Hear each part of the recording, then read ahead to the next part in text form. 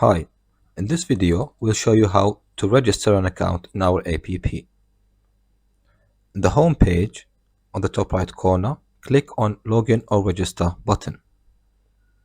Then click on Create an account.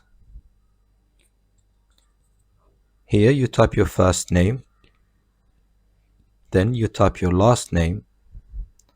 Here you type your email, then you choose your country code, or you can type your country code.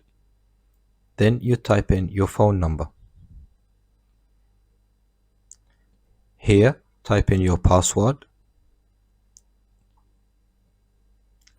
Then confirm your password. And then choose how did you hear about us. And finally, click on Agree to the user agreement and privacy policy. Then click Done.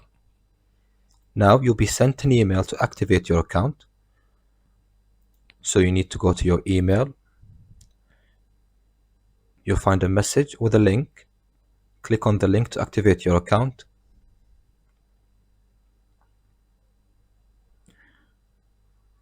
Now your account is activated. Here you can see the dashboard of your account. You can see your name, your wallet. You can go to your profile to check. You can see your ID, your username, your first name, all your information. You can go to address management or account security to reset your password.